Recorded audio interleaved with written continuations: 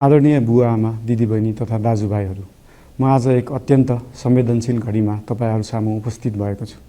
केही दिन अघि सुनसरीको देवानगञ्ज, सिराहा लगायतका स्थानमा भएको दुःखद घटना र त्यसपछि केही जिल्लाहरूमा उत्पन्न अशान्त वातावरणलाई लिएर नेपाल सरकार पूर्ण रूपमा गम्भीर र संवेदनशील छ। यस दुःखद घटनामा परि निधन हुनुभएका हाम्रा नागरिकहरू जयप्रकाश मेहता, ओमप्रकाश मेहता र गणेश यादवप्रति म भावपूर्ण श्रद्धाञ्जली अर्पण गर्दछु। साथै शोक सन्तप्त परिवारजनहरूमा नेपाल सरकारका तर्फबाट गहिरो संवेदना व्यक्त गर्दछु। घटनामा परि घाइते हुनुभएका सम्पूर्ण नागरिकहरूको शीघ्र स्वास्थ्य लाभको कामना गर्दछु। घाइतेहरूको उपचारमा कुनै पनि प्रकारको कमी वा ढिलाइ हुन नदिन सम्बन्धित स्वास्थ्य निकायहरूलाई स्पष्ट निर्देशन दिइसकिएको छ।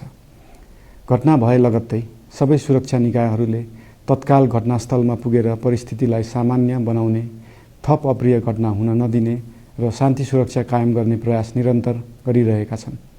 घटनाको निष्पक्ष छानबिन गरी दोषीलाई कडा कानुनी कारबाही गर्न गृह मन्त्रालयले छानबिन समिति गठन गरिसकेको छ। म सबैमा विश्वास दिलाउन चाहन्छु कि यो छानबिन पूर्ण रूपमा निष्पक्ष र पारदर्शी हुनेछ। घटनामा संलग्न दोषी जो कोही भए पनि कानुनी दायरामा ल्याउन सरकार प्रतिबद्ध छ। अवस्था थप नबिग्रियोस्, कुनै पनि नागरिकको जनधनको क्षति हुन नपाओस् र स्थानीय स्तरमा विश्वासको वातावरण बनोस् भन्नका लागि नेपाल सरकार निरन्तर क्रियाशील छ। परिस्थिति सामान्यीकरण गर्न केन्द्र स्तरमा सर्वदलीय बैठक आह्वान गरी गहन छलफल गरिएको छ।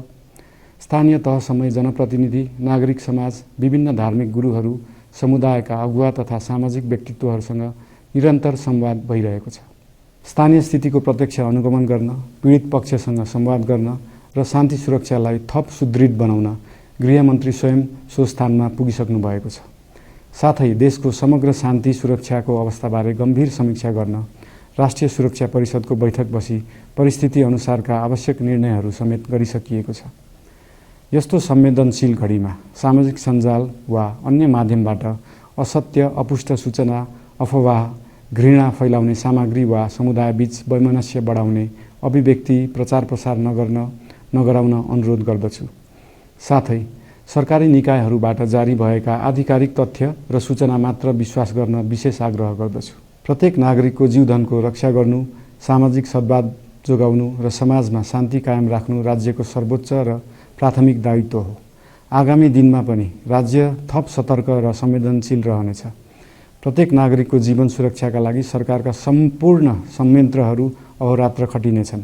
शान्ति सुरक्षा भङ्ग गर्ने, अराजकता फैलाउने वा हाम्रो सदियौं पुरानो सामाजिक सद्भाव, सहिष्णुता र भाइचारा खलबलाउने कुनै पनि क्रियाकलापप्रति सरकार पूर्ण रूपमा सचेत छ र यस गतिविधिमाथि कडा कदम चालिनेछन्।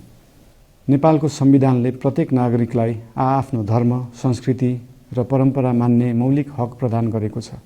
यो संवैधानिक दायित्व निर्वाह गर्न सरकार पूर्ण रूपमा प्रतिबद्ध छ। धर्म समाजलाई आपसमा जोड्ने र प्रेम बाँड्ने शक्ति हो। संसारको कुनै पनि धर्म वा संस्कृतिले हिंसा, घृणा र विभाजन सिकाउँदैन। सबै धर्मको मूल सार करुणा, दया, प्रेम र शान्ति नै हो। देशको कुनै एक स्थानमा भएको अनपेक्षित र दुःखद घटनालाई लिएर कुनै सिङ्गो समुदायलाई आरोपित गर्नु र देशका अन्य भूभागमा समेत त्यसको प्रतिशोधको आगो फैलाउनु कुनै पनि दृष्टिकोणबाट न्यायोचित वा न्यायसङ्गत हुन सक्दैन। आदरणीय बुवा आमा दिदीबहिनी तथा दाजुभाइहरू, हाम्रो इतिहास साक्षी छ कठिनभन्दा कठिन र अप्ठ्यारो परिस्थितिमा पनि आपसी एकता, सहिष्णुता र विवेक नै हाम्रो सबैभन्दा ठूलो शक्ति बनेका छन्। हामी सबैले जिम्मेवार नागरिकको भूमिका निर्वाह गर्दै यो सुन्दर र शान्त नेपाली आकाशमा मडारिएको अशान्तिको बादल हटाउनु पर्नेछ।